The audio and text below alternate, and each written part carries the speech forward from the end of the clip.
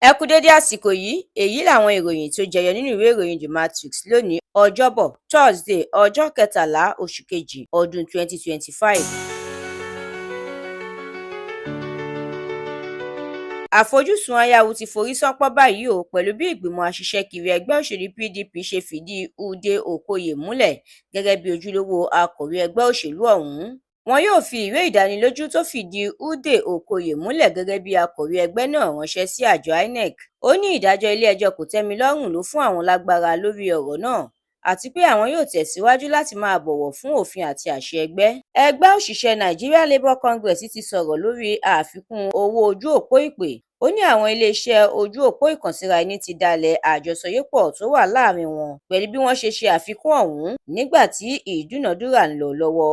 Àjọ ètò ìrànwọ́ Tony Elumelu ìyẹn Tony Elumelu Foundation àti orílẹ̀-èdè United Arab Emirates UAE ti pinnu láti ṣàkójọpọ̀ mílíọ̀nù $6 fún ìrólágbára àwọn ọmọ orílẹ̀-èdè ilẹ̀ adúláwọ̀ 1,000 kan. Ààrẹ orílẹ̀-èdè Amẹ́ríkà Donald Trump ti kàn sí ààrẹ orílẹ̀-èdè Russia Vladimir Putin àti akẹgbẹ́ rẹ̀ láti orílẹ̀-èdè Ukraine Volodymyr Zelensky láti jẹ́ kí àlàáfíà jọba.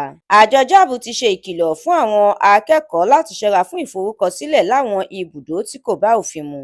Ẹgbẹ́ òṣèlú APC ẹ̀ka ti àárín gbùngbùn apá àríwá orílẹ̀-èdè yìí ti ṣàtìlẹ́yìn fún Ganduje. Wọ́n kéde rẹ̀ gẹ́gẹ́ bí ojúlówó ọmọ oyè fún ipò ààrẹ lọ́dún 2027. Olùṣọ́ àgùntàn kan ti pè fún ìfòfinde àjọyọ̀ àyájọ́ ọjọ́ olólùfẹ́ lórílẹ̀-èdè Nàìjíríà.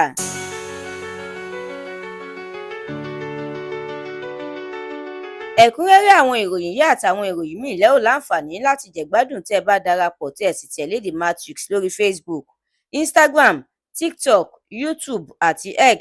Àdúrà mọ́mi Balógun ló ṣe òǹgbùfọ̀ ìròyìn yìí. Ẹniọlá Sálíù lórúkọ mi.